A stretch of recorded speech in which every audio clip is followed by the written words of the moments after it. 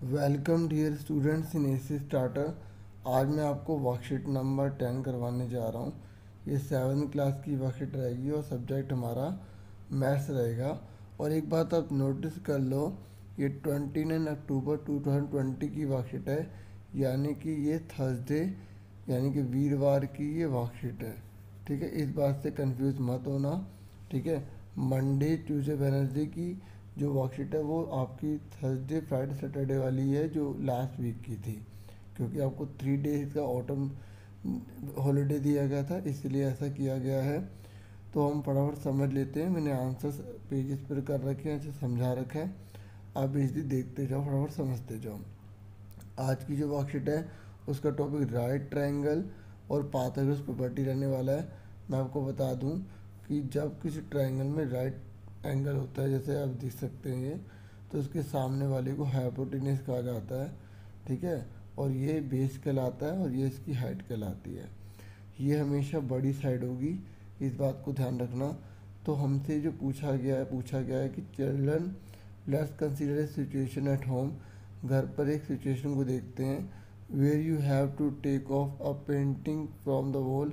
आपको जो पेंटिंग को उतारना है, ठीक है, एक दीवार के ऊपर लगी हुई है। तो आप क्या कर रहे हैं, जिसकी हाइट जो है वो 10 मीटर है फ्रॉम द फ्लोर। ठीक है, कितनी है, 10 मीटर है। और ये आप देख सकते हैं, ये मतलब यहाँ पे पेंटिंग पड़ी हुई है, ये ज़मीन से 10 मीटर की ऊंचाई पर है। For that an 8 metre long ladder is to be use. आप 8 मीटर जो है वो आप लैडर का यूज़ कर रहे हैं। तो पाइथागोरस प्रॉपर्टी से पता लगाइए कि दीवार और लैडर के बीच में कितनी दूरी है। देखो, मैं आपको एक बात क्लियर कर दूं कि ये क्वेश्चन जो है गलत है। क्यों गलत है? क्योंकि देखो, अगर हम इसको लैडर मानते हैं तो सीढ़ी यहाँ तक आएगी, हमें इसका डिफरेंस नहीं पता। और जबकि यहाँ पर जो पिक्चर में दिखा रखा है ना, यहाँ पर इसने पूरा 8 लिख दिया है इसे ज्वाइन करके।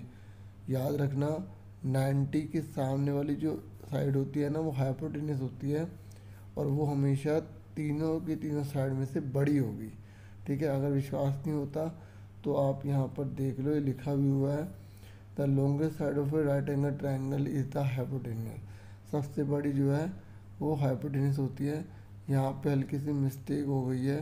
ठीक है, तो आप इसको इग्नोर कर देना, और अच्छी बात है, इससे आपको समझ में भी आ गया, क्योंकि कई बार ऐसी चीज़ें हमारे लिए बेनिफिशियल रह जाती हैं। ठीक है, तो ये कह रहा है in 6th century BC a Greek philosopher. आखिरी जो प्रॉपर्टी है ना पाइथागोरस, ये कौन लेकर आया है? एक फिलोसफर थे ग्रीक के, पाइथागोरस। ठीक है, जिन्होंने जो है पाइथागोरस प्रॉपर्टी प्रोवाइड करी थी। इन्होंने राइट एंगल ट्रायंगल के बारे में भी बताया, रिलेट किया है कि ट्रायंगल में ही पाइथागोरस प्रॉपर्टी अप्लाई होती है। आप देख सकते हैं, ये इन्होंने बनाकर दिखाया, एरिया निकाला था। ठीक है, ये देखो, ये है ना, इसका एरिया, इन दोनों की एरिया को अगर आप प्लस कर दोगे तो इसके एरिया के बराबर आएगा। यहीं से पाइथागोरस प्रॉपर्टी जो है पैदा हुई है।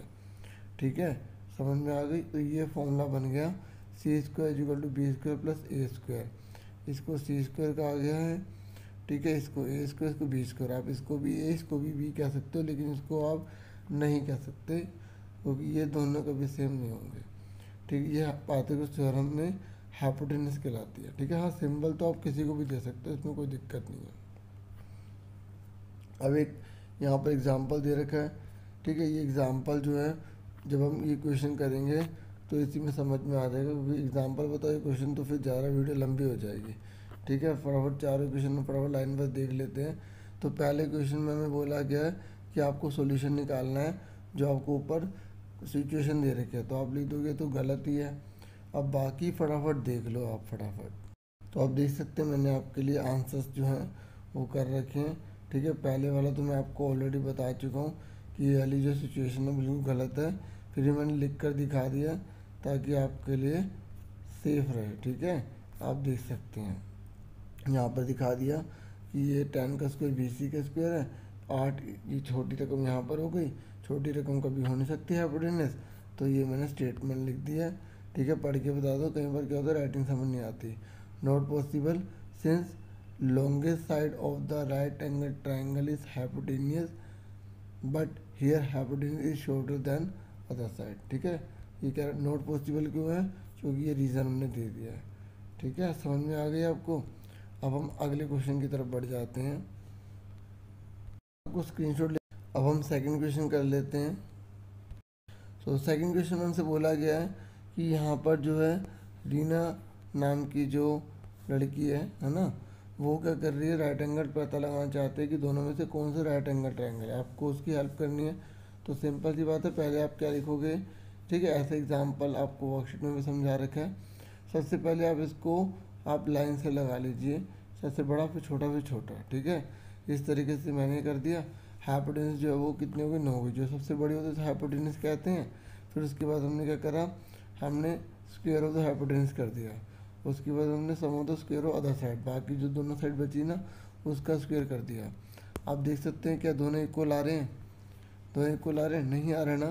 तो अगर नहीं आता तो हम बोलेंगे नहीं भाई ये राइट एंगल ट्रायंगल नहीं है भाई। ठीक है, ये मैं पढ़ के बताता हूँ। Since the square of the hypotenuse not equal to, ठीक है, नॉट इक्वल टू लगा है, the sum of the square of the other two sides it will not be right angle triangle. ठीक है, इस तरीके से आप ये पूरा देख सकते हैं, आराम से आप समझ लीजिए। अब हम नेक्स्ट की तरफ बढ़ जाते हैं। नेक्स्ट देखो सेकंड पार्ट है, तो हमें इसमें भी क्या करना है, सेम करना है जैसे पहले वाला करा है। सबसे पहले हमने क्या करा, ये इस तरीके से लिख दिया। ठीक है, तो हाइपोटेनस क्या होगी, तो आप देख सकते हैं ये हमने लाइन से लिख दिया। तो सबसे बड़ा 10 है, ठीक है, तो ये 10 आ गया। आप यहाँ पर एरो बनाना चाहते हैं, ठीक है, ग्रेटर देन, तो आप ये बना सकते हैं। तो हमने क्या करा, स्क्वायर ऑफ हाइपोटेनस कर दिया, 100 आ गया। बाकी जो साइड बची उसका स्क्वायर कर दिया 100। तो यहाँ पर भी 100 आ रहा है, यहाँ पर भी 100 आ रहा है। तो हम लिख देंगे since the square of the hypotenuse, जो स्क्वायर है ना हाइपोटेनस का, वो बराबर the sum of the square of the other two sides के 100 के बराबर है।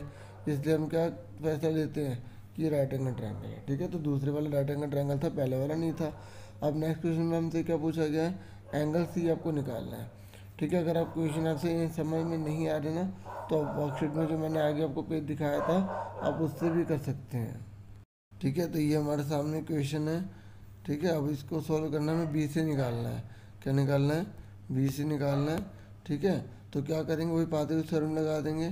चाहे मैं कुछ भी निकाल रहा हूँ, हमेशा इसको अलग लिखना होता है, इस बात को ध्यान रखना। अब हम आगे की तरफ बढ़ जाते हैं, आप देख लीजिए।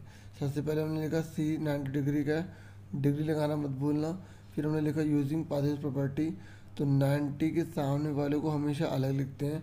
कई बच्चे यहाँ पर पता क्या गलती करते हैं, हमें बी सी नहीं मालूम ना, तो बी सी को यहाँ लिख देते हैं, तो ये गलत हो जाएगा।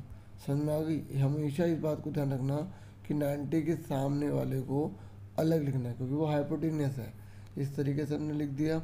अब एक बात और सुनो, यहाँ मैंने 13 लिखा है ना, आप 13 सेंटीमीटर की पावर इसके ऊपर 2 भी लिख सकते हो, सेंटीमीटर भी यूज़ कर सकते हो साथ के साथ, जैसे हमने पिछले क्वेश्चन में करा था।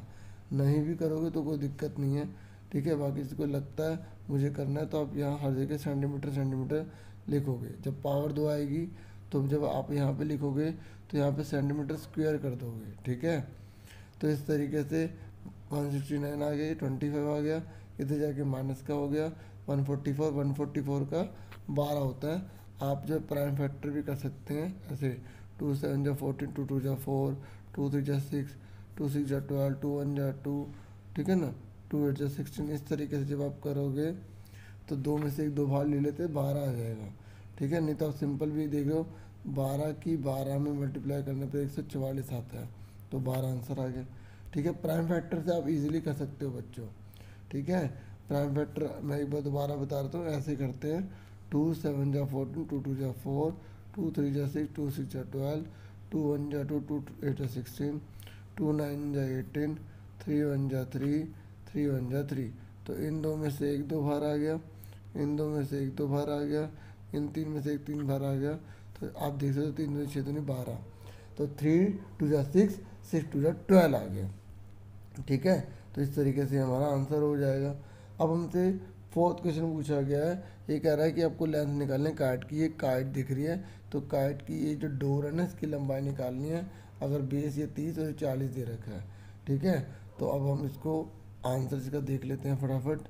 तो ये भी मुश्किल नहीं है, पाइथागोरस प्रॉपर्टी ही लगानी है आपको। ठीक है, ये आपकी हेल्प के लिए वाला आंसर कर रखा है मैंने। ठीक है, इस तरीके से वही सेम करना है। ठीक है, देखो अब 40 की बच्चे क्या करते हैं, 40 की जब 40 में मल्टीप्लाई करते हैं ना तो 160 लिख देते हैं। अरे ये 2 जीरो होते हैं, 1600 नहीं हो जाएगा। ठीक है, इस बात को ध्यान में रखना। ऐसे ही हम क्या करेंगे, 30 की 30 में मल्टीप्लाई करेंगे तो 900 आएगा।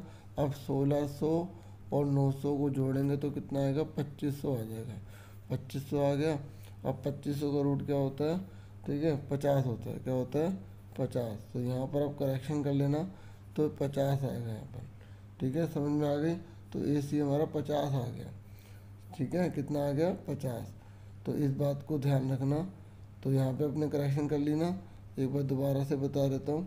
2500 का जब रूट करेंगे तो यहाँ पर आएगा 50। कितना आएगा, 50।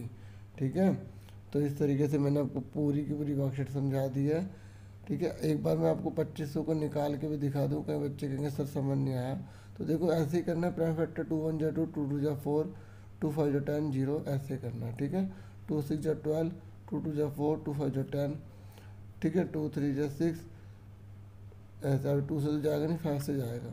ठीक है, तो 5 1 जा 5, 5 2 जा 10, 5 25, फिर 125 आ गया। फिर 5 से करा, 5 2 जा 10, 5 5 25, 5 5 25, 5 1 जा 5। तो देखो 2 में से 5 आ गया। ठीक है, ऐसे ही 2 यहाँ 2, ये तो मैंने यहाँ दोबारा लिख दिया। 2 5 में से एक 5 आ गया तो 2 में से 2। तो इस तरीके से 25 ना 50 हो जाएगा। तो क्या बचा हमारे पास, 5 5 और 2 बचा ना, तो 5 5 25 2 50 हो जाएगा। ठीक है, इस तरीके से हमारा ये आंसर आ गया। ठीक है, तो यहाँ पर क्या है बच्चों, 50 है। तो आज के लिए इतना बहुत है। मुझे पूरी उम्मीद है आपको वीडियो अच्छी लगी होगी। और प्लीज़ लाइक ज़रूर करें, शेयर करें, सब्सक्राइब करें अगर आप मेरे चैनल पर न्यू हो तो। Thank you for watching and listening carefully. Take your self dear students.